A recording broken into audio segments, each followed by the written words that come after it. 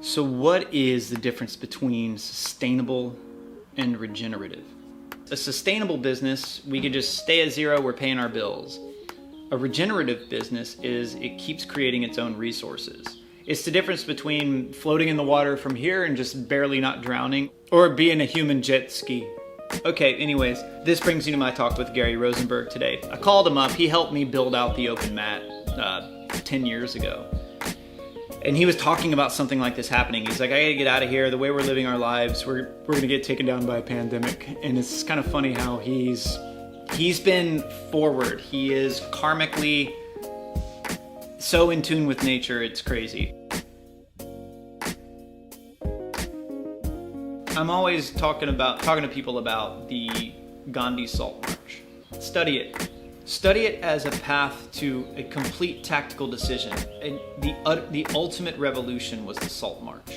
You're standing there, you're looking at an army, you're looking at a government, you're looking at an entire system there to hold you down, there to tax you, there to take the things away that nature has given you and that nature can keep giving you. And they're trying to take from you this resource. And you could fight those people. But those people have way more resource than you. Or you could just take your little skinny vegan ass and walk to it and show them that there's so much available to you. Not only is there enough for you, but there's enough for them and there's enough for everybody. And my talk with Gary Rosenberg is that. It's him turning what was just a handyman musician job in Berkeley into a 37-acre regenerative agricultural school in Hawaii. It's him and 2 full-time people, and they can generate enough food and resources for hundreds and hundreds of people. Probably even more than that, I don't know. It's there. He is making the tactical move towards a true revolution. Revolution doesn't exist as us trying to fight some people with all these resources. A revolution exists inside you just saying, why are we fighting? Like, there's plenty.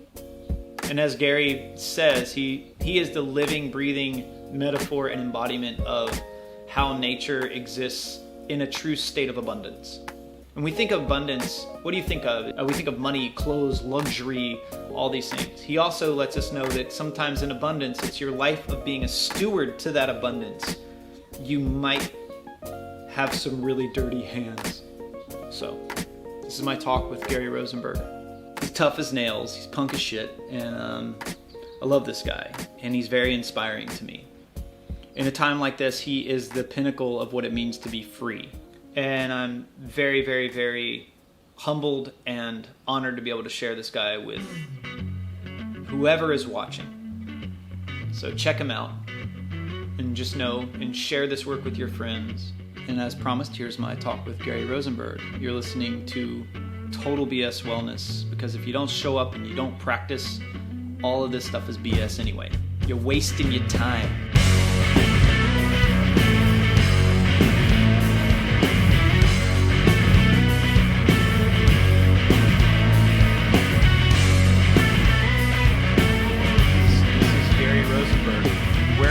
Right now. What do you think of the shades? Is that too much? It's never too much, man. I think you need gum. You need shades and gum. So right now I am basically in the middle of the farm. This is my farm in Curtistown, Hawaii. I bought this farm 17 years ago with the idea then that I wanted to create a school for what has come to be called regenerative agriculture. And it's kind of the manifestation of my passion for believing that we can create a better world than that which we have now. And that world involves meaningful work and work that is healing to the land and maintaining of the land, and realize that we don't need to use oil to produce all this garbage, which ends up going into the garbage can. And when I met you in Berkeley. You were living in Berkeley, and you were kind of in the process of doing this there. And how long did you live in Berkeley? So I moved to Berkeley, and this is Louisa. Hey, Louisa. I moved to Berkeley in 1990. I came out to take a job. I was working in New York running a program to train homeless men and women in construction skills. And I was offered a job in California that really didn't work out, but it took 3 years before I realized it wasn't working out. And at that point, the only thing I could figure out how to do to make a living was to put out a flyer that said handyman. And it was actually an amazing job because it gave me the opportunity to get people to pay me to learn carpentry and plumbing and electrical stuff and all this other stuff that I had wanted to learn. And for a guy who really just wanted to hang out with his dog and play guitar, it was perfect. Yeah. And when you were actually in Berkeley, like I went to your place, you had the starting of this, you started growing out your roof, basically starting the path of understanding the waste stream, collecting compost and food scraps from, I believe, weren't you going around and collecting from restaurants and grocery stores and stuff? I've been obsessed with the idea of something going to the garbage can has always offended my sensibilities. So trying to derive value out of things that other people threw away has always been part of who I am. As far as the gardening and the organic growing goes, I read a book which is really, I think, if you're going to start reading a book about how to grow your own food, I think the first text one ought to read was by a Japanese guy who worked after the Second World War named Fukuoka. And the book is called The One Straw Revolution. Okay. And I read that book and it changed my life. And what he did was it showed how he could grow organic food on a really small piece of land and feed a lot of people. And for him, there was no choice because it was after the Second World War and everybody was starving. So that changed my life. And then good friends of mine called me up one day and said, we're on our way to the airport. We have 40 marijuana plants that are going to die if you don't take them. And I didn't know anything about growing ganj, but I took the 40 marijuana plants, and at the time in my house, there was no open space that I could put the plants. So I put a ladder on the roof next to the roof, and I climbed up on the roof and put the 40 plants up on the roof and started growing up on the roof. And one thing led to another, and those 40 pot plants turned into this crazy organic garden and a greenhouse. Yeah, it was beautiful up there. Yeah. Those your Rams? That's Jason. That's Jason, named after Jason Becker.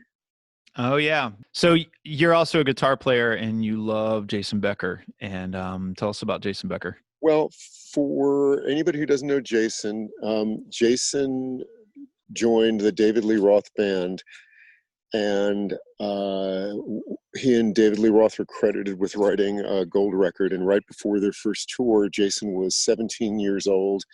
He was considered the most promising up-and-coming heavy metal guitar player in the world.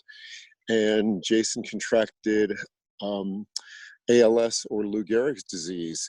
And Jason is now the person who is credited with being the most long-lived person with Lou Gehrig's disease. Most people die after 2 or 3 years, but Jason's been living with it for something like 35 years. Oh, wow.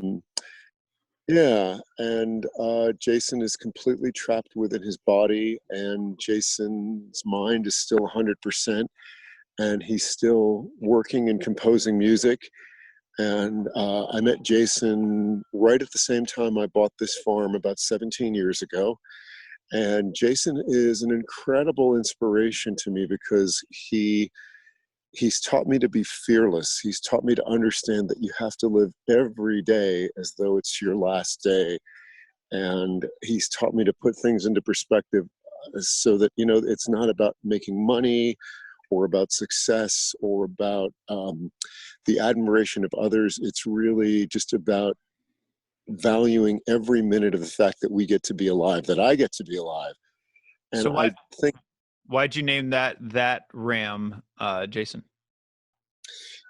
We had a lava eruption here 2 years ago, and at that point I took in a bunch of animals, and there were very few animals at the farm at the time, and I was doing video calls with Jason, walking him around the farm, Skype calls, and that baby ram was taken in after the lava, and he was helivaced out, and with his father. Those were the only two sheep that really survived, and his father died, and Jason was put on a horse ranch, and he was the only sheep on the horse ranch.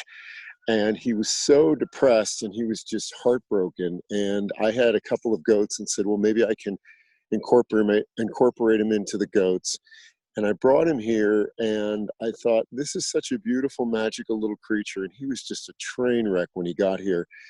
And I wanted to give Jason Becker something physical, something animated, something moving and alive to affiliate with, so that when we did our Skype calls and he was walking around the farm, we'd always go look for Jason, and it was just my way of creating a connection with Jason and honoring Jason. And yeah, that's the story as well as I can articulate it. Yeah, and rams are just badass. I was on a yeah, they're amazing. He's the most badass ram. It's like I have all these rams, and they all have broken horns, and or no horns, and they're all smashed. And when rams go at each other, it is crazy. You should YouTube rams hitting each other. They back up and then go at each other full bore and smash heads, and it's just brutal. And yeah. Jason's here, and all the other rams on the farm have busted up horns, and Jason's just he's all together. All right, y'all, real quick, if you want to check out an amazing documentary, just check out the Jason Becker story. It's called Not Dead Yet. Just Google Jason Becker, Not Dead Yet. This guy was straight up one of the greatest living guitar players of all time. This isn't just a story of some guitar player that makes an album with David Lee Roth when he was 17 years old, and the next thing you know, he gets Lou Gehrig's disease, dies, comes back to life, and just is trapped in his own body and can only move his eyes, and his parents come together and create a whole language where he can speak with his eyes. It's also a study in enlightenment. This documentary, Not Dead Yet, I think is one of the true studies of actual enlightenment in America. We think that's only for monks and yogis and people seeking it, but Jason literally lost everything, and he still has an amazing attitude, is still inspiring. It's just a great documentary. Check him out. He just put out an album, and some of the greatest guitar players, legends, are all over it. Anyone you can think of is on this album. He's influenced everyone that you listen to if you listen to music with guitars. And if you don't listen to music with guitars, start listening to music with guitars, because if you don't listen to music with guitars, you have really bad taste. You have really bad taste.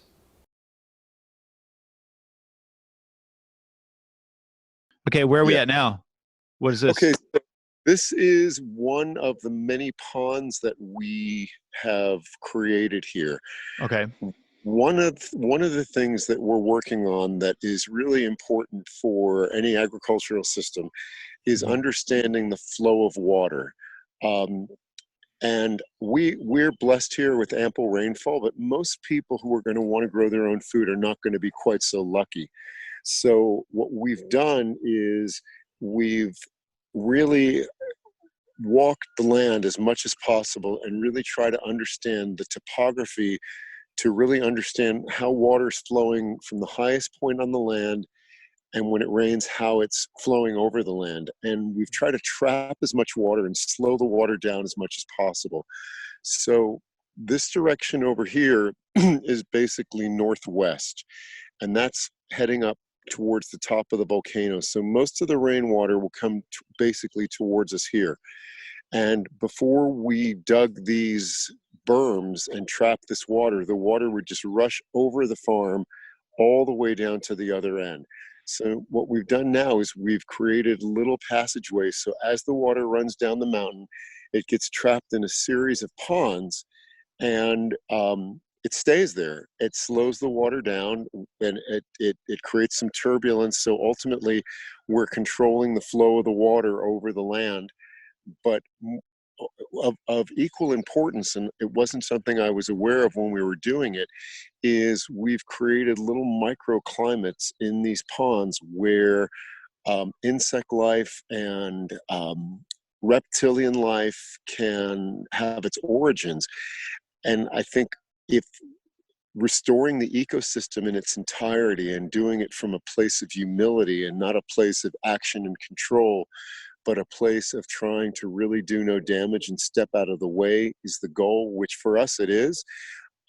These little ponds actually, I think are incredibly important because there's a whole aspect of life that needs this kind of an environment to be born and to have its lifespan in. So all of this reptilian life and all of this insect life, which really lives in this pond and in these ponds, the benefits of their existence is at the base of the food chain, and it feeds the migratory birds, and it feeds some of the other small animals, and it's really beautiful. And because you look around, nothing here seems to die or get sick, and there's no fertilizers or pesticides or herbicides of any kind anywhere on this farm. And it's just sort of stepping out of the way and letting nature rebalance itself. I mean, this is something that I think a lot of people are always wondering, like, we would love to get into something like this, but you move out into the middle of nowhere and you sit there and you're like, how am I going to make money when I'm out there? And I always wondered, you have your skill set. How does one start making their living? Matt, I think it's a really wonderful, important question that a number of people have asked me, and I get calls from young people who want to go into farming, and they ask some variety of that question, and I don't really have a good answer. Right. I've been very, very lucky. I've worked 7 days a week for a very long time. I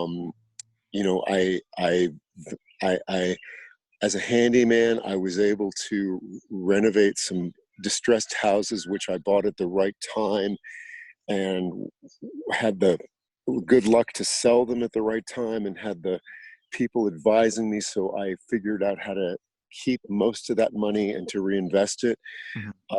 So, just as an example, this farm, I did a property trade. I bought a rundown duplex in Berkeley and fixed it up, and then sold it for 3 times what I paid for it just a few years later, right before the real estate market crashed.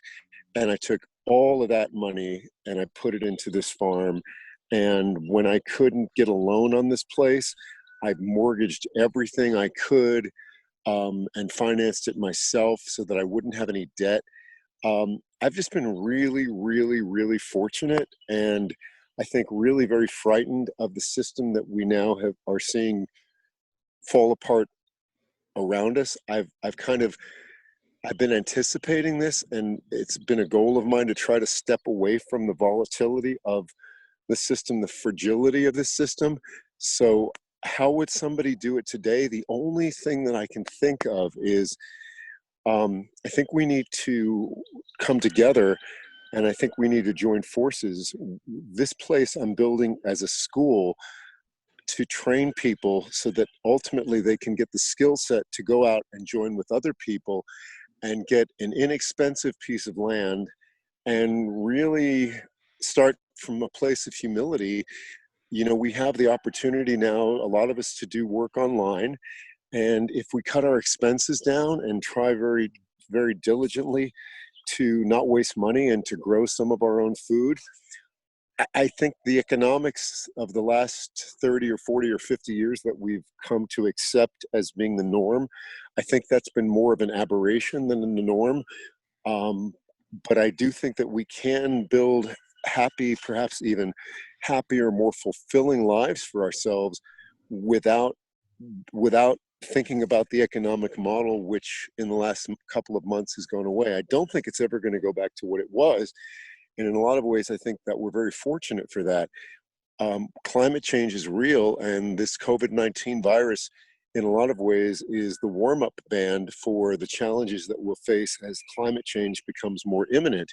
So if we can use the opportunity presented in the last couple of months by COVID-19 to reimagine economies that are regenerative that will use climate change as the impetus to transition to something better, I think we have an opportunity to make beautiful, wonderful lives for one another. Yeah. But it's going to take diligence, and we're going to have to get off our butts, and we're not going to have 3 hours a day to message back and forth on FaceTime or Instagram or whatever it is. Yeah. And we have to get our hands dirty, and we're going to have to get our hands blistered, and we're going to have to develop calluses, and that's all going to be beautiful and wonderful. And I think at the end of the day, we're all going to be the happier for it, but we're going to have to do some work. Yeah. So you are, well, this is one of the things that I wanted to talk to you about is I love the idea of freedom. And when I tell people about freedom, I always talk, there's the Bay Area idea of freedom, or there's I'm not even, it's just the modern idea of freedom, which is I can do whatever I want, whenever I want. But then there's this type of freedom where you have everything you need, you create that, and you actually you're truly free. But I don't think we consider how much work and how many skills you need in order to be free. But also, you're a very, very, very joyful human being. So, I mean, you're looking at a horse right by a pond, and tell us about that pond, and tell us about that horse. I don't know, just tell us about shit. It's amazing over there. What are they eating right now? What is that yellow stuff on the ground? Those are papayas. So because of the COVID-19 virus, the papaya farmers were not able to sell their papayas. So there's been a glut of papayas. So I just went and picked up a truckload of papayas, and we put them all out here for everybody to eat. The pigs, the horses, everybody's going to be eating papayas now. And the benefits of this, I mean, first of all, they're going to be happy and healthy, and it's going to save me a fortune of money. And then all of these papaya seeds are going to come out the other end of all of these animals, and a percentage of them are going to volunteer, and over forever now, little papaya trees are going to be sprouting all over the farm out of these piles of animal manure. So this is what would have been a waste product, which is now, for the cost of one truck, the gas for one truckload, all of a sudden, I'm feeding my animals for who knows how long, and it's going to provide an annuity to the farm forever. What about, and those ponds, that's what you look at whenever you're looking out your front door. Well, this is my house. Yeah. And so that's my deck where when I do sit down, which is probably 15 minutes a day, I look out at the top of the volcano in that direction, and I look over these ponds, and these are the fish ponds. These are ponds that have been stocked with tilapia and koi and mosquito fish, and this pond over here, there's a pipe which goes from this pond 700 feet to the other end of the farm to the greenhouses. And so the water that comes out of the other end of that pipe is pre-fertilized with fish waste and duck and goose waste from this pond. And everything that we water in the greenhouse is fertilized from this pond. And all I do is, feed the fish, few handfuls of food in the morning, and that's it. That's the cost of that fertilizer right there. And it's a siphon because it's 100 feet lower at the other end. There are no moving parts. So I like to brag that this is an aquaponics system with 0 moving parts. Did you dig that pond? We dug all the rest of them. We dug that one and the other 4. This one was here when I bought the place. Yeah. And how'd you stock it with fish? I just figured out who was selling fish, and I think it was a total of maybe 3 or 4 5-gallon buckets of little tiny fish that were starters. And that was years ago, and I haven't done anything since. Yeah, these are the horses. These guys, I don't even know. This one and her sister came from somewhere. She was a rescue after the lava. That's my crippled stallion. Got him for pretty much for free. That's Benji. He was born here last year. That's Kea. She was born here last year. And the baby horse is here. Come meet the baby horse. She's totally good. Sandy, baby horses, no sleeping on the job. Baby horses. She's laying down again. She was laying down yesterday. She's just like, she's 2 weeks old. So give her a break. Aw, yeah. Baby horse, come say hello. So difficult to be the baby horse. Hi, good girl. That's the wrong place. You are a pest. Look at you.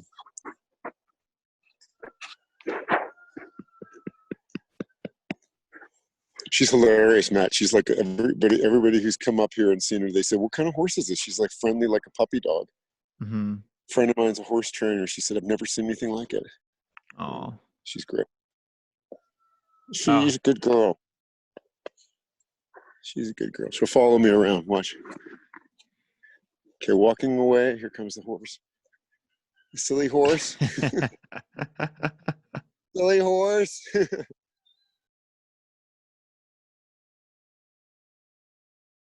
Some horses, right, that were just sort of done. The people were just put out to pasture. Isn't that right? Okay, so 15 years ago when I bought this place, the tax bill was super high. In Hawaii, there are different taxes depending on how your land is used. So I wanted to get the land rezoned as pasture land. So in order to do that, I had to fence off the entire perimeter, and I needed livestock.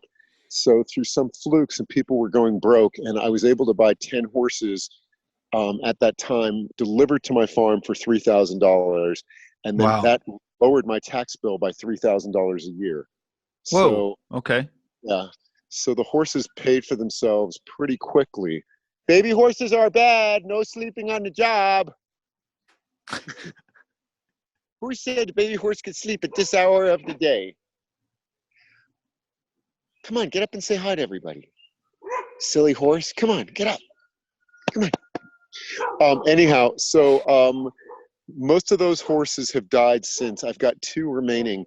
And the rest of these horses were rescued like all of the animals after the lava. So pretty much, all of these, I haven't paid for any of these animals. I paid for 2 of those goats. But the Okay. rest of them came as a result of the lava rescue, and other people just had no place for their animals. And so we took them in and we bred them. And for instance, our starter chicken flock came from my friend Paul when he lost his house after the lava flow, and he's finally rebuilding. And he came over the other day and he's ready to start his chickens again. So we were able to give him a new starter flock to get him going again, which is exactly the kind of scenario that is what we're hoping to achieve. Yeah. And then, it's creating an economics based on abundance.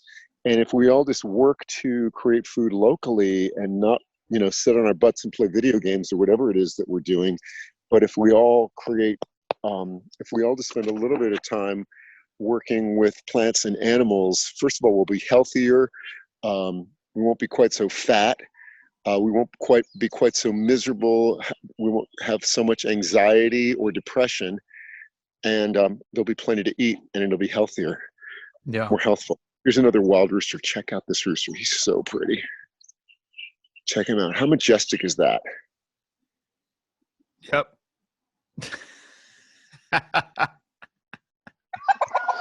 This is that gray chicken lays green eggs. Mm.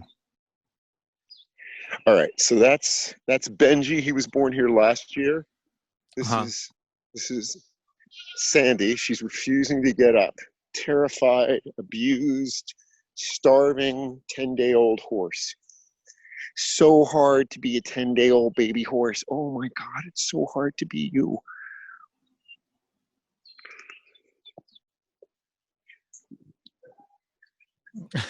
There are the beehives. Those beehives belong to a beekeeper. Normally he has more beehives here, and we're gonna start doing our own honey, and he's gonna help us with our own hives. So that's another ongoing project.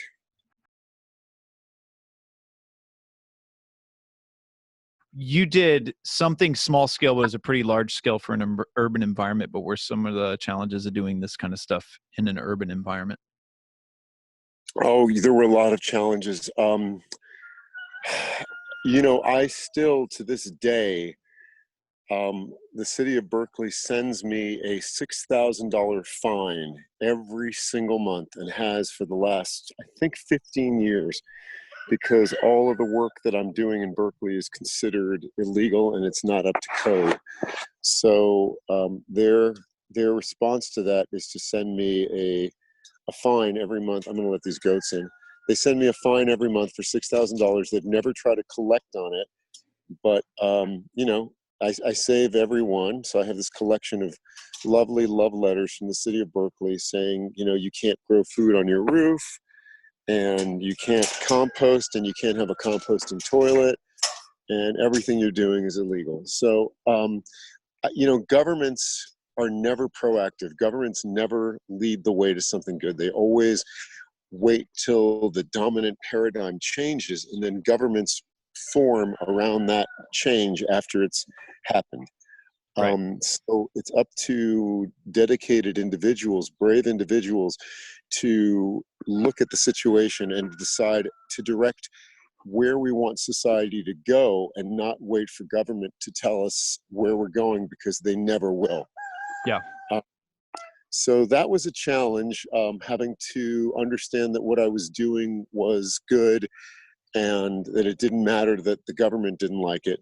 And I also had issues with neighbors who were incredibly conservative. And when I was growing food in the public right-of-way, they thought that was, horrible. They wanted to see their weeds and their dead grasses.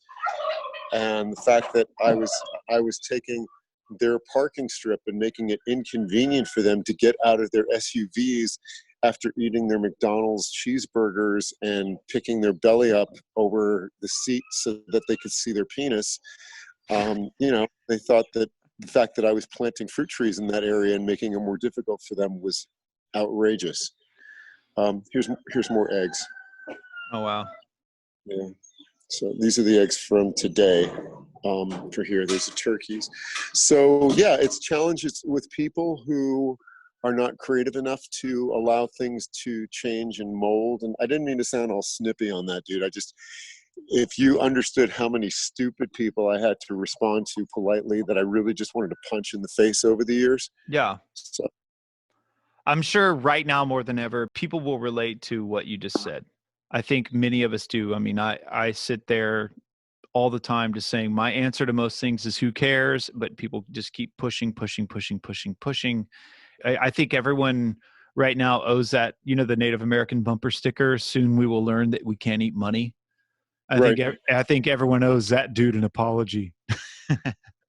Well, it's Yeah. it's the apology is going to be to ourselves. I mean, we are going to learn, and for those people, I think, who are still hoping that this thing is going to go away in a couple of months and we're going to go back to business as usual, I hope they're right, but I think they've got a rude awakening coming. We take certain things for granted. We don't question certain things, Right. and an economy based on consumption. In fact, one of my real pet peeves is when people refer to us not as the American citizen, but refer to the American consumer. Oh yeah.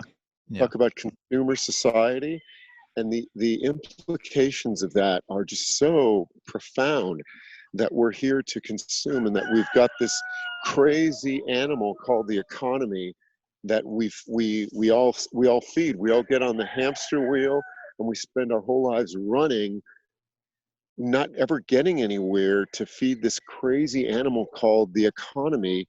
And ultimately, the only thing really getting consumed is us. Right.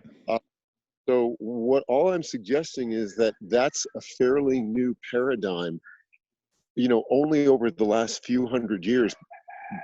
Before that, there was capitalism, and we act, and the common political narrative tries to say that it's capitalism or socialism, and those are your only two choices. But in reality, socialism is just the other side of the coin to an industrial consumptive capitalism. Capitalism has always been part of our society. Even the Native Americans who said you can't eat money, there was a component of it, but it just wasn't the major component of it. Right. And yeah, it was just a tool. Forgotten the purpose of life. It was just a tool. Yeah. And the purpose of life was more to build communities and to support each other and to have ritual and to pray and to love and to have, celebrations. And yeah, nothing has ever been even. There's never been a level playing field. There have always been those people who have exploited others and risen to the top, and always those people who have suffered. But as we've moved away from a sense of community, and we've forgotten that we're all in this together, and I think one of the blessings of what's happening right now is people are waking up and slowing down and have longer conversations and thinking, what was I doing? And I'm really very hopeful that when the virus passes and we wake up again, I think there will be a percentage of people who will go back to business as usual. But I think that there is another group in our society which truly has and will continue to have an awakening experience during this period, and to say, what am I doing? This next one's on stewardship. This is really important. For some reason, we think we're here to control things. This is his piece on stewardship. And now stewardship is important of our practice. Stewardship is important of our bodies. And if we can be good stewards of the land, that's where the human being, we can create tools and we can steward large pieces of land. And Gary really, really, really nails it on this one. So I hope you enjoy it. And what in your life are you a steward of, or are you just trying to control? Because you can't control this. You can't control this. One of the best songs that talks about how you cannot control nature is How Do You Solve a Problem Like Maria? Just listen to those lyrics. Any agricultural endeavor needs to be four-dimensional. Mm-hmm. And when I say dimensional, what I mean is we tend to look at gardening as being static, like, okay, I'm going to grow this. So last year I grew tomatoes, cucumbers, and lettuce, and that's what I grow. But, we're planting a lot of things, some of which will take, some of which won't. And one thing that I think we're all encouraging is the fact that that we're allowing each of our growing spaces to evolve as it wants to, and really with the idea of, okay, how much carbon are we sequestering? How much soil are we building? How much are we promoting the reestablishment and health of the entire ecosystem in the biosphere? How are we promoting mycorrhizal fungal growth and microbes? How are we allowing the animals to interact with one another and with us in a way that's peaceful and less involved and less active, less management versus more management? But it's not allowing nature to go crazy. I think we do have a role, and we can direct this to our benefit. Everything in nature works in abundance. We have created a paradigm of scarcity, and now we're doing our best to realize that paradigm of scarcity, while everything else in nature really works in a paradigm of abundance. Yeah. So we need to change that narrative. And nature can also be very, very violent and cruel and heartless. And one of the things that's interesting to me is how receptive all of the animals are to our presence as arbiters. They like when we're here and we step in and we break up fights. They don't really want to fight. It's natural, but it's interesting to me when I pull two male ducks apart who are fighting. I think they both kind of feel relieved. Or when I stop, three roosters from raping a chicken, and I pull her away, it's not like they come right back. It's like they stop and they remember it. And I think there's really a place for us in everything. Stewardship. And, stewardship. That's what it's really, stewardship. But that's the role of the human. I mean, it's even the Tao. It's we're here to steward, and we're also here. Oh, who's this? This is Justin. Justin, this is Matt Lucas. You guys met the other day. Hey, Justin. How's it going, man? Oh, man. I'm sure I'll see you at some point in time. Yes, sir. Okay, so man, things are changing now because a lot of things that nobody wanted, now people are starting to see the value in it. Oh, cool. So, I started off going up to the stables in Tilden Park, where there's a cooperative of horse owners, and I'd get manure from. I got to go up this way, Matt, because I've got another phone call at 2:00. So Yeah, no I have to get problem. my other phone. So I would get the stall waste from up in the mountains, up in the hills, and that would be the basis for what I was growing. And then there was food waste everywhere. You could go through at the Monterey Market in Berkeley, or most supermarkets. There's a tremendous amount of produce that gets thrown away, and all of that is good composting material. The Mexican restaurants, Juan's Place used to save me when they'd make guacamole. They'd save me their avocado pits and their Mhm. skins, and they would put them in these plastic crates that came from Mexico that were not recyclable. So they would load all those pits and skins back into the crates, and then I would come pick them up, and I would put those on the roof, and I wouldn't do anything to them. And years later, the avocado pits would sprout, and I had literally hundreds and hundreds of avocado trees on my roof in those boxes that I then gave away and people planted. And I did absolutely nothing. I did nothing. That's what I remember about the first time when I went up on your roof, you would just like walk around and you'd be like, here's a carrot. And then you'd be like, just throw it over there. And then you had all those bus tubs that were just, you would just put food in them, and you just had this system. You had these tubs, and, oh, hey, buddy. This is Eeyore. He's the stud donkey. That's Eeyore. He's kind of a new arrival. He's been here just a few weeks. He's a good boy. He's a good boy. Look at you. Good boy. Yeah, so, it really depends. And I think if you open up your eyes to the waste stream, see what's around you, and try to really make use of anything that would otherwise go into the waste stream. I taught a whole course years ago. There are wax-lined cardboard boxes that lettuce comes in from Mexico, and those cardboard boxes are not recyclable. And if you put one inside of the other, you can grow food in there. It's a perfectly good pot. And especially if you're growing somewhere in the public right-of-way, where if you put something of value out there, somebody's likely to steal it. If you get a bunch of those boxes, and you can take, if you can't get stall waste like I could, you could tear up little pieces of cardboard and throw it in there with food waste, and just layer the food waste in the cardboard. And you'd be surprised, if you keep it moist over a period of time, not very long, you'll come back and it will degrade into a growing medium. So the thing about it is there are a lot of people trying to codify ways of doing this. And I think what I've come to realize is there are very few wrong ways of doing it, as long as you don't put poison anywhere. So I had to ask Gary the question that is very important to a lot of us in the business world, but I don't think it's that important to someone in his world. It's just, what's next? And I know a lot of us are asking what's next right now, but we don't know what's next. It was very interesting to me to ask that question to a person that has such a north. They know where they're going. A lot of us, where we're going is we just want success, and then it's our job to define success. But he's moving towards freedom, and he's moving towards truly, truly, truly changing the way that people live their lives. We think we're doing that oftentimes. People find a problem and then create a lifestyle around solving that problem. That's kind of marketing in many ways. But oftentimes the problems that we're trying to solve were created by us. It's the cliche quote. I don't remember who said it, but it's, stop trying to solve problems with the same minds that created them.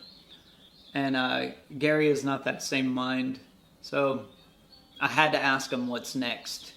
Now that you're out there, you're hustling, you're living your dream. Like what's next? I think this place, when I bought it, was called Eden Farms. Mm-hmm. And it's been this, if you had asked me, a guy who's a hippie guitar player who made his living as a handyman ends up living on a farm in Hawaii with an animal sanctuary, and it just kind of happened. you've got to be, I have to be humbled by the entire progression, because Mhm. it's certainly nothing that I did. It certainly makes me understand that life, if you open yourself up to life and just try to be of service and be humble and have gratitude, or at least, I mean, that's all I can say I have done. Yeah. Um, You are a and creature of pure intention. Like I've noticed that about you. You're 100% intention. Like you have a lot of skills, but you definitely, your hard-headedness luckily is backed by a lot of humility and service, because you're gonna move in a direction and not much is gonna stop you. So thank goodness you're doing good things.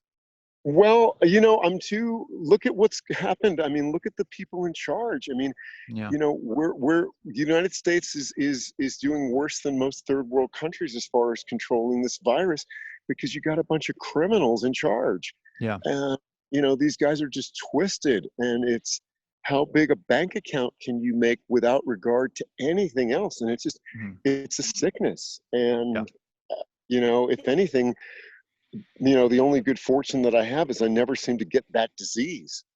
And so now we're at the barn. You were This doing is in the solar up barn. here. Yeah. So what Yeah. is the solar used for in that barn? I mean, lighting, of course, but what Okay. else? What are you going to be doing? So this is a 6-acre field in the middle of the farm that we fenced off, Okay. and we fenced it off originally. Justin, who just left, is just wonderful and brilliant. And Justin and I, like Lennon and McCartney, I don't think Paul McCartney ever wrote a decent song after he broke up with John Lennon. And my relationship with Justin is so much better than anything I could come up with on my own. And Justin's, I think, 28, and he's totally dedicated to this.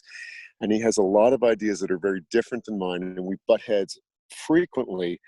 But at the end of the day, what we're doing is amazing. And the same is true with Jesse. And I think that my role in this whole thing is really to just kind of hold place and to say, okay, these are our intentions. It's not about the goals, it's about the intentions.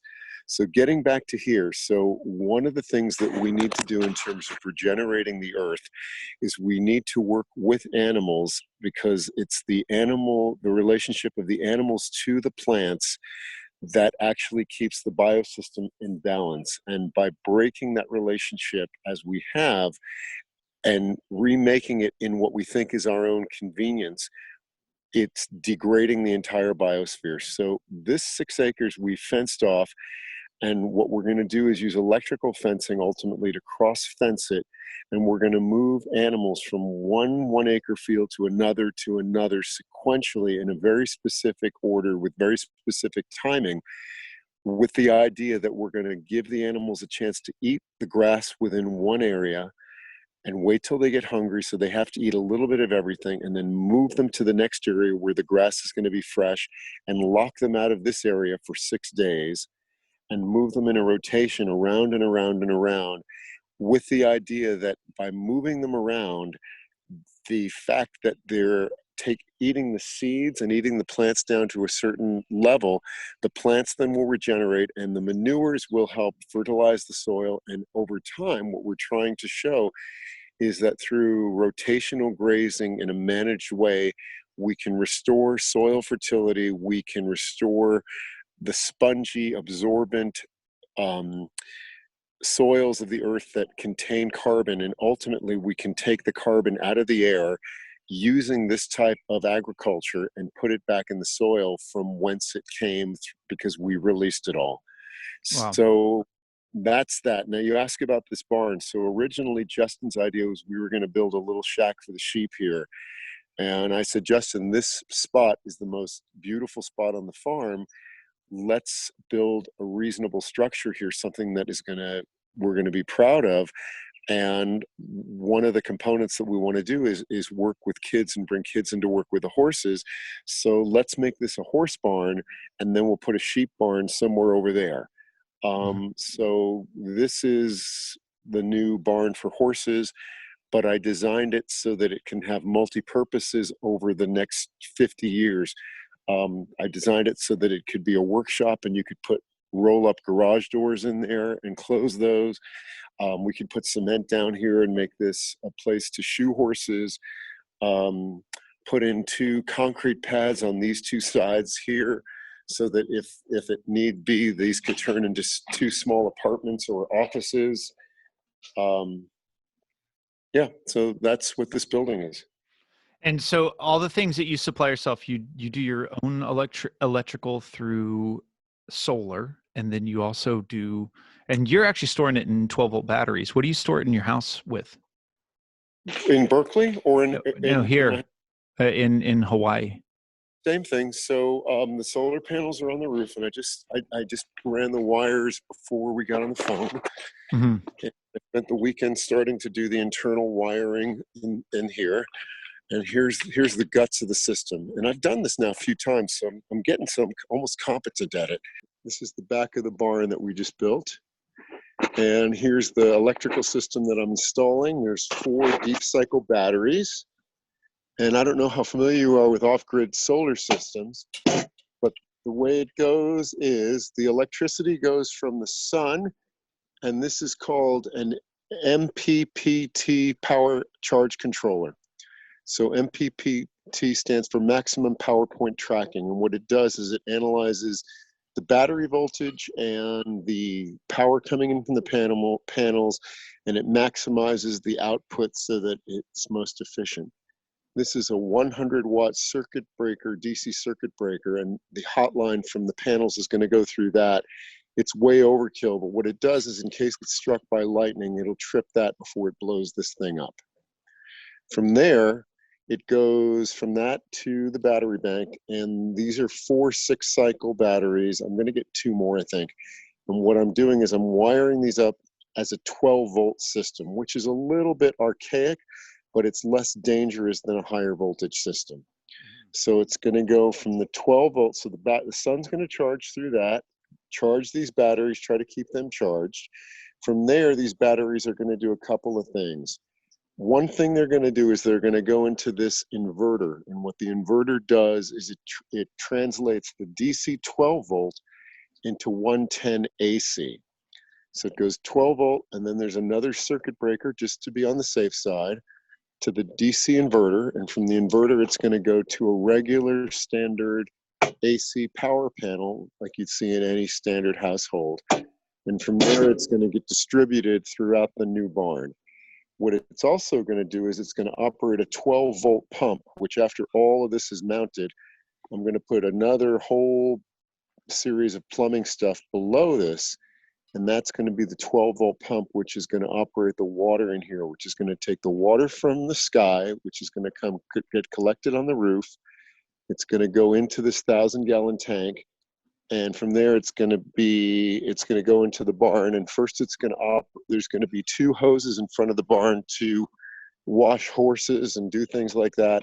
And then in the back there's going to be a little outdoor shower and a little sink. And I think I'm going to put in a little 7-gallon electric water heater as well. And this is what you're doing today? Yeah, today I'm going to goof around. I mean, it's the weekend. Nobody's here for me. This is fun. I'm listening to TED Talks on my phone, and I like being able to concentrate with nobody here. So I'm just going to goof off a bit and run some plumbing and run some electric, just goof off. Methane digesters and composting toilets. I think a lot of people are a little afraid of those urban environments. So, I don't know how to talk to people who are scared of dirt. Yeah. We live in the society now where they're saying wash your hands 50 times a day and don't touch anybody and blah, blah, blah, blah, blah. Matt, I'm the dirtiest guy you have ever met, dude. I get up in the morning and I spend an hour shoveling goat shit, sheep shit, chicken shit. My clothes are filthy, by the 2 hours into the day. And all I can tell you is I don't get sick. I don't use any hand sanitizer. I don't use any antibiotics.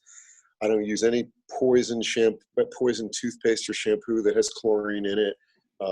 And I don't get sick.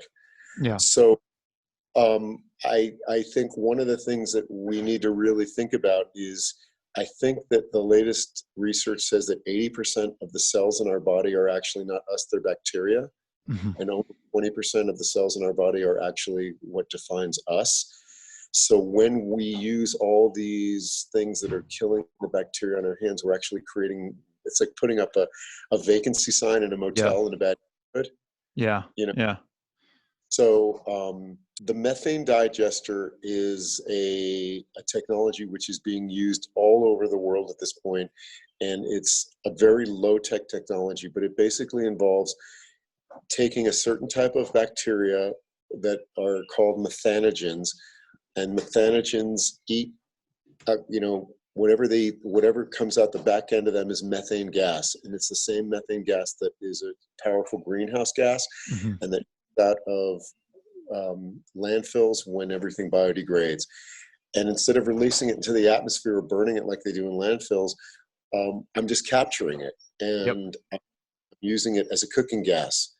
Machine that I have is not a great design. It's got a lot of design flaws, but because it has design flaws, it's given me the opportunity for the last year to really learn about the technology and learn what I can do and can't do. And the intention is to build another iteration of that will give me the opportunity so that when people have to handle manures or waste products, they can do it in a way that's a little bit less offensive than what I have to do.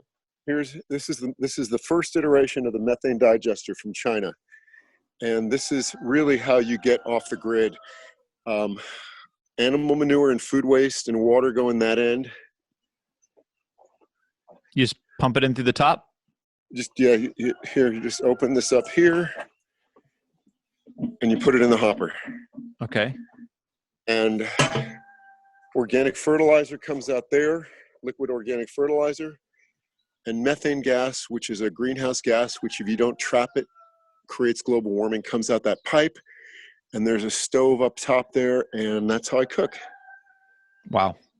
Yeah, no petroleum, no.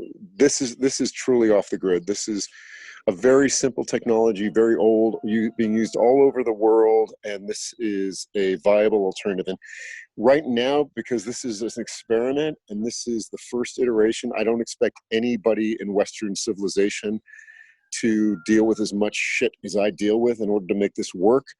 But version 2.0 of this will be much improved, I promise you. Yeah. Yeah. Well, are you getting any time for music? Very little.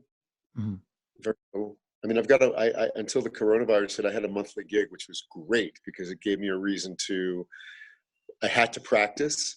And if I've got a steady gig, my rule is I try to learn 2 new songs every month if I have a steady. What were the last 2 songs you learned? What were the last? Okay, so I covered last month I covered Mr. Tambourine Man. Before that, I covered, I know, right? Yeah.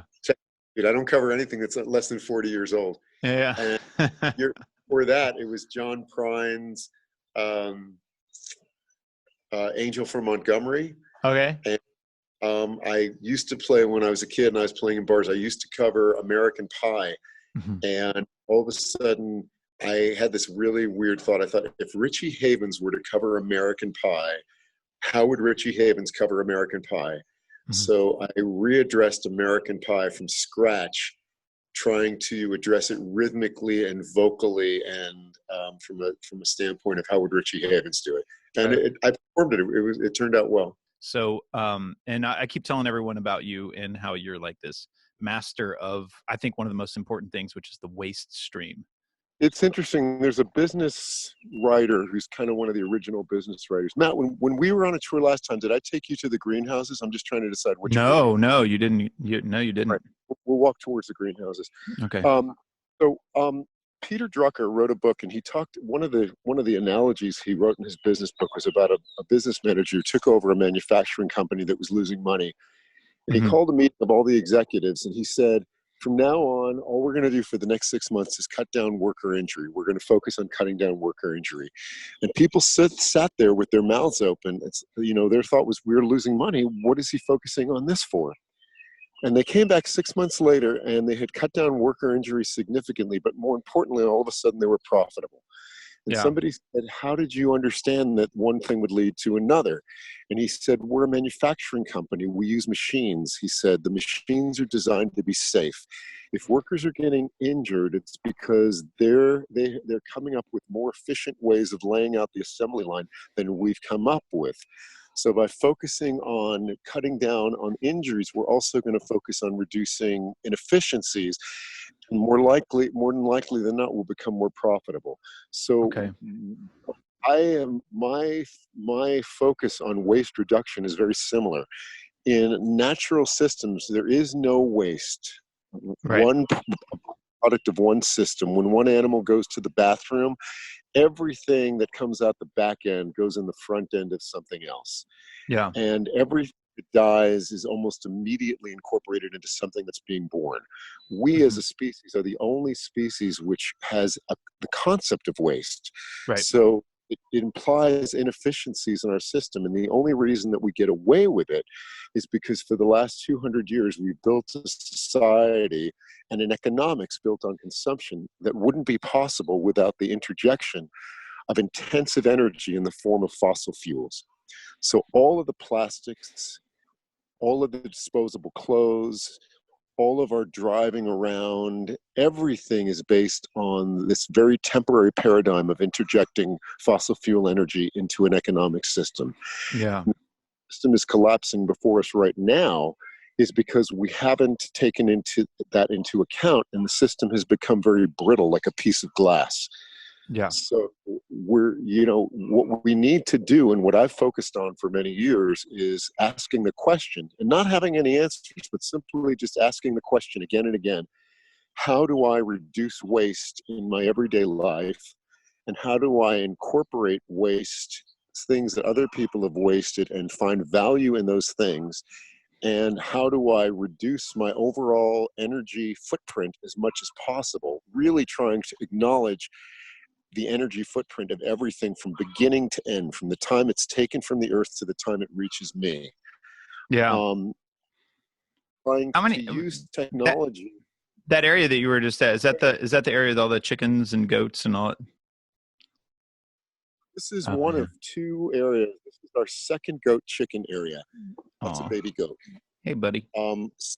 What we're trying to do in terms of promoting food self-security here on the island is provide a place and a model where people can come and learn how to work not only with plants and crops, but with animals. And we think that the two crops which are most important for people to start with, the two animal crops, are chickens and goats. Goats can eat almost anything. They're much more efficient pound for pound. So goats and chickens, and together, when you house them together, like we're doing in this situation, you actually solve a lot of problems. There's parasites that can potentially infect goats and others that infect chickens. And by housing the two animals together, you can get rid of the parasites. So most people, when they have animals, are constantly giving them dewormers and worrying about parasites. On this farm, we have 300 plus animals. We use no antibiotics. We've had no parasite control.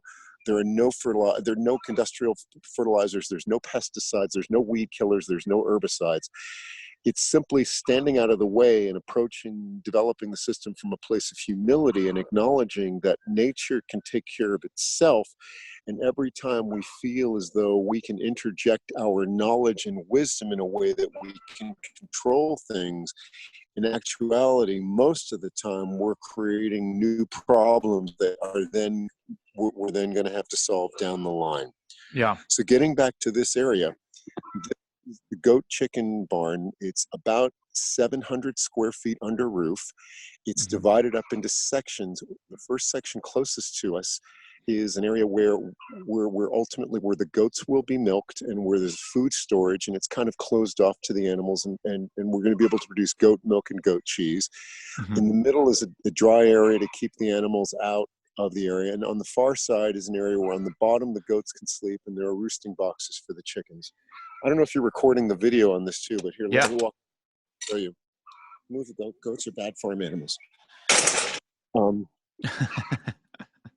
so this is all lumber that we milled locally, which we have a small lumber mill here, and it's beautiful ironwood that was grown here on the farm, and it's very labor intensive, but all of these boards are essentially the waste product of the mill. And if the overall carbon footprint, even though it would be much cheaper to buy lumber from Home Depot, if you think about how much energy went into cutting that wood down, growing it, milling it, transporting it from the mainland to here, the carbon footprint of this is much, much lower, and it's a much higher quality product, and it's a waste product, and it's beautiful, and it'll last much longer. So goats are bad farm animals. Look, here are the goats. Goats are bad. Okay, so the question we built, this is the second iteration of this building, and the first one we built was slightly larger and it was more complicated to build. And the question is, okay, if we're going to try to teach people how to do this, how can we create a replicable model which, if we bring people here for a few hours, they can replicate on their own? So the central part of this structure is actually a carport that you can purchase from Home Depot. And what we did was we built 2 decks on either side that were the same length as the carport and about 12 feet wide. And then we took the carport and we assembled it on top of the decks, which gave us much more height. And then we slightly altered the roof line so that we continued the roof line on each side by just putting another layer of metal roof. Right underneath it. Yeah, you can see that. Yeah. So of course you can be an idiot, but you don't have to be a master carpenter to build this. And when you come under here, the ceiling height for an average person is just high enough. These are roost boxes so that we collect eggs in here. I don't know if you can see. Yeah. So right now we're up to about 7 dozen eggs a day that we're getting, and these are all organic, pasture-fed, free-range eggs. This is another structure for the goats to sleep on. All it was made from little small pieces of wood that most people would have thrown away.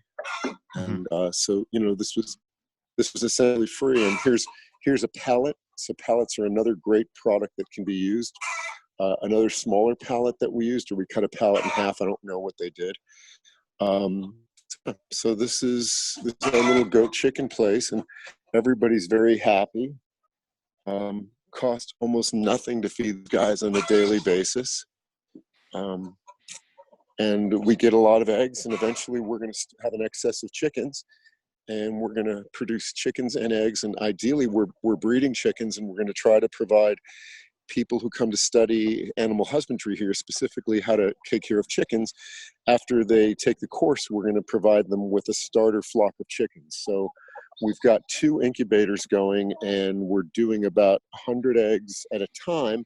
And it's generally a 21-day period from the time the chickens go into the incubator to the time they hatch.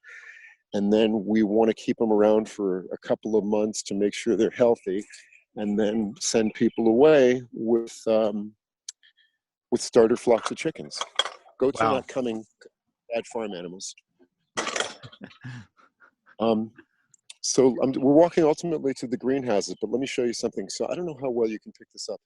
Can you see that black plastic pipe? Yeah. So this pipe runs 700 feet from one end of the farm to the other. It originates in the pond up in front of the house that's stocked with tilapia, koi, mosquito fish, and the geese and the ducks and some wild birds hang out in that pond. This goes 700 feet to the greenhouses, which are at 100-foot difference and 100 feet lower.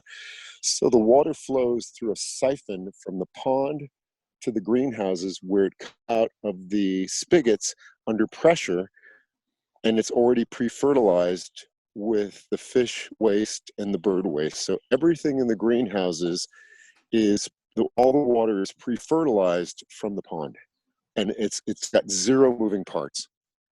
Wow. Yeah, it's pretty cool. So this is the second food field. We have 4 of these now.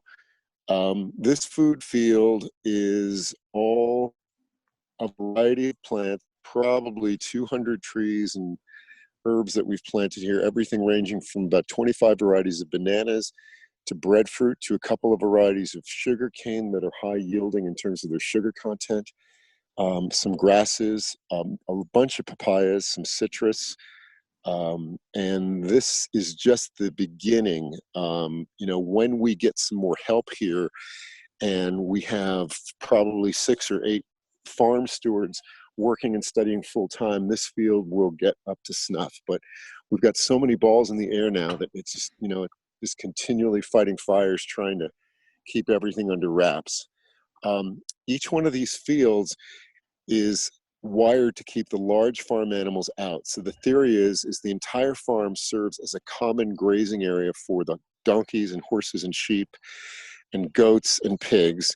And then in the food fields, we keep those animals out, and we allow the ducks and the chickens in here because they serve a purpose in terms of eating the bugs and eating the slugs and blah, blah, blah, blah, blah.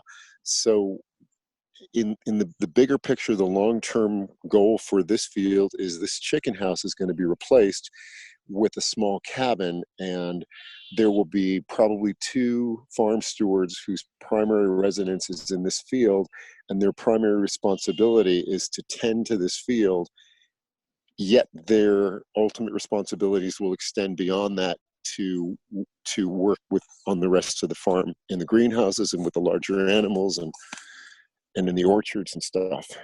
Wow. Okay.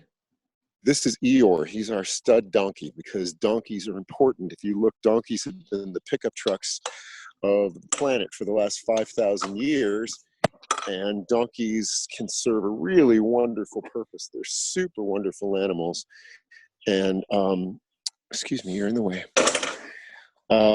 So donkeys can serve a really wonderful purpose, and the future that we kind of envision involves a component of work animals, and we've got the technology today to build wonderful, lightweight, strong vehicles that animals can pull, and we've got Fitbit technology and other real-time heart monitoring technology so that we no longer have to abuse animals.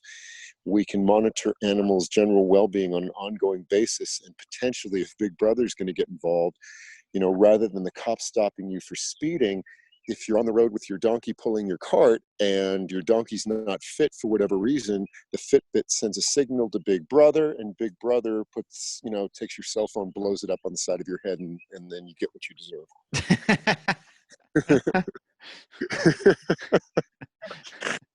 Anyhow, you understand the meaning. Yes. Big time. Goats are bad farm animals. All right. So moving on. So we're walking inside of one. We're back in the goat chicken area. You can see these are abused, terrified, starving animals. So hard for you guys. Look at this beautiful wild rooster. So some of the wild birds have come. That's a wild rooster. That's a wild rooster.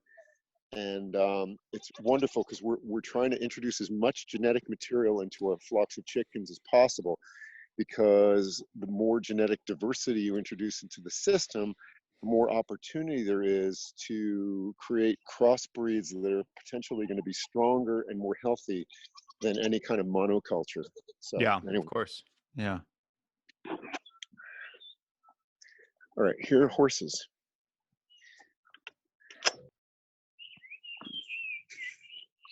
More donkeys. Hi, you guys. Terrible abused animals. Okay. Are you going to put this out to the world, Matt? Yeah. Okay. A good amount of it. Okay, so here's another. I'm going to keep going. Is that okay? Yeah. I have all day. I'm on quarantine until May. Go. So here's another example. This is the exact, remember that carport that I showed you? Yeah. So this is that exact same Home Depot carport. We built a deck on it, under it, and we put walls on the front and back. And then there was roofing, and we just continue the roof line down the sides.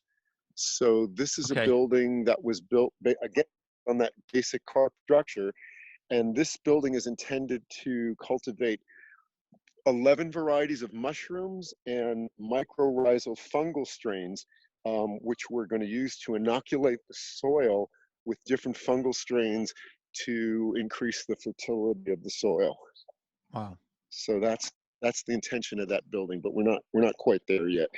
While you're walking, what were some of the things that you did that you think other people could do that are pretty doable?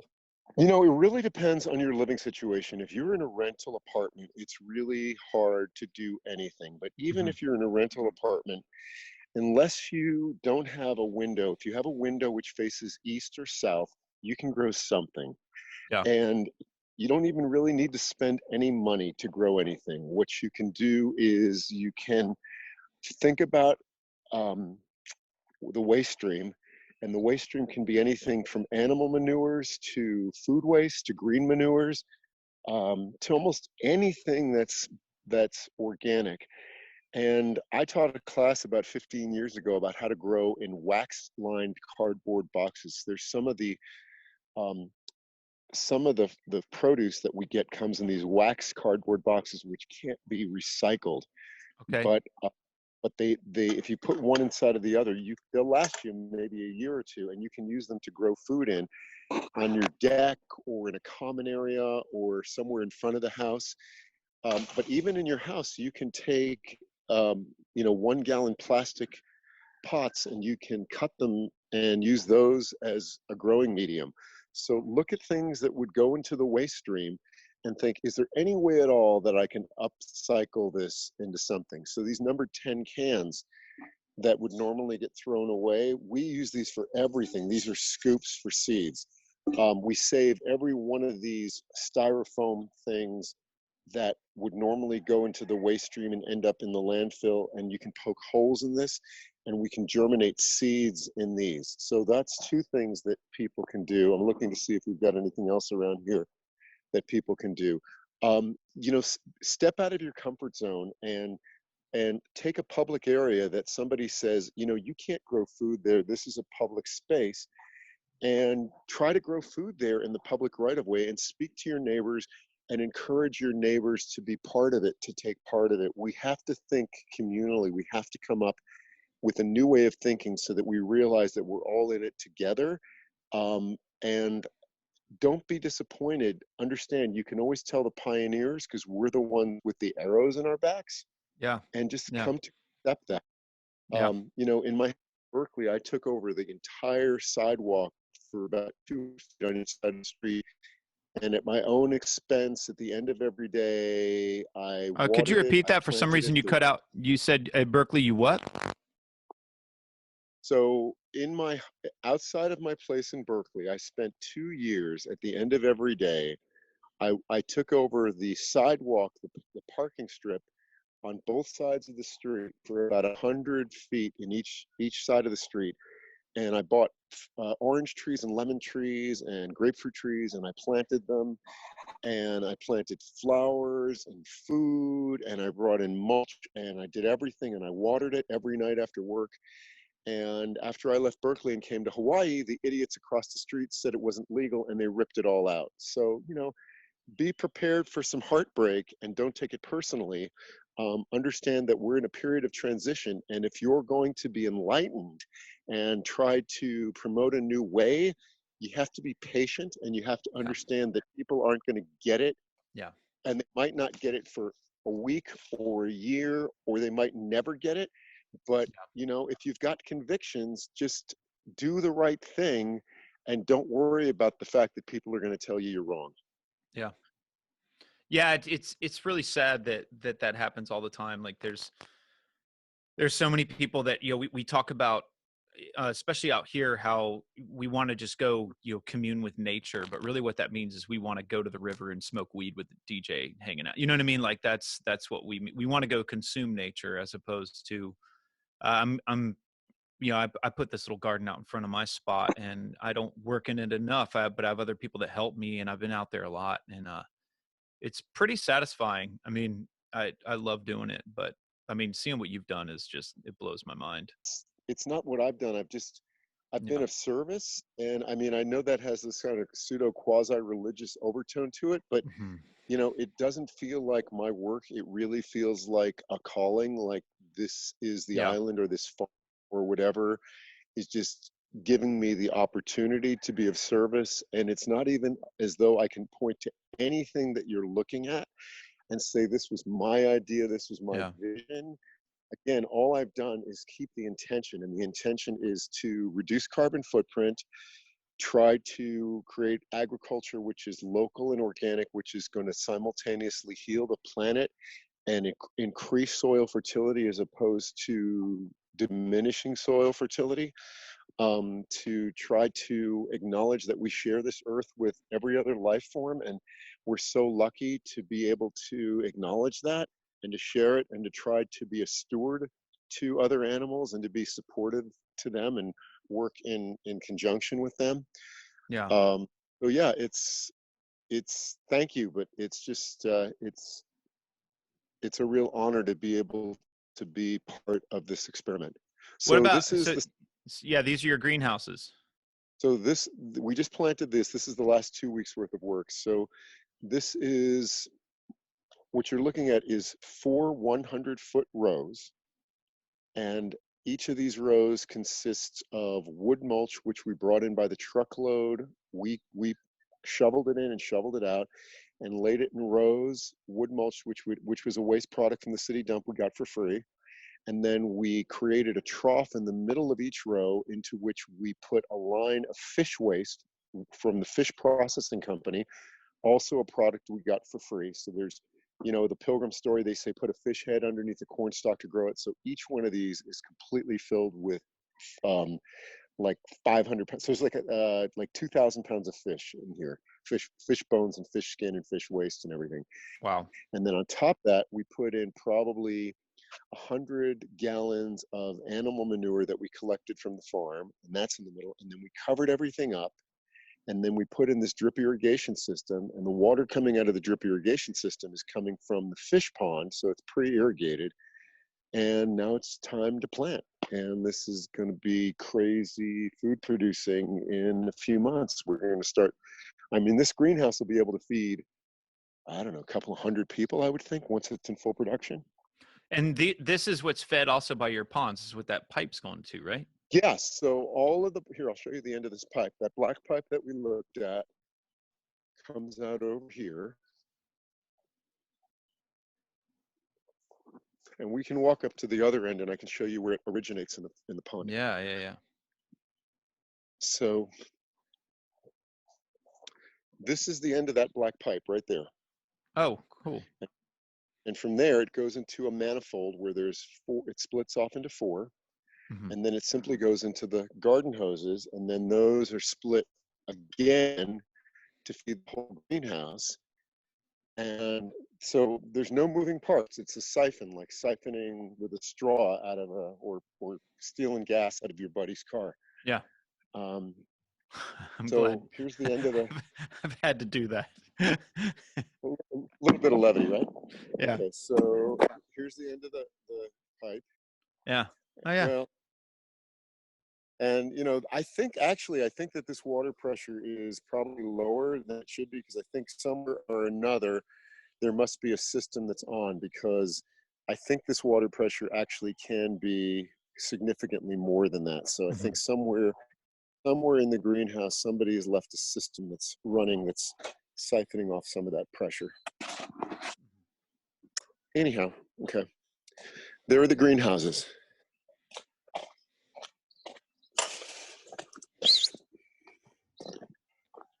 Here's another little example. So my neighbor's a contractor. So he had 3 bathtubs that he was going to throw away. They were iron bathtubs that were cracked.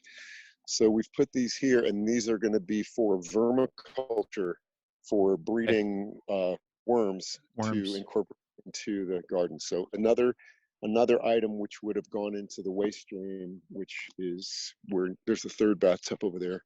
Oh yeah, and you can, when you hose them down, and then you can catch the whatever's coming out the bottom out of the drains. Right. Well, you can either dig through it, and as the worms eat the eat the food down. You keep adding food, and then you can just take a scoop of worms out of there and then put them in your garden, and then they'll procreate.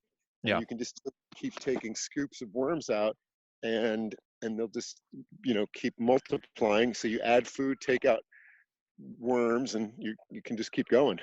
Yeah, I'm doing that right now. I have 1, 2, 3, 4, 5. I have 6 raised beds, and then a bunch of other raised beds kind of along my fences.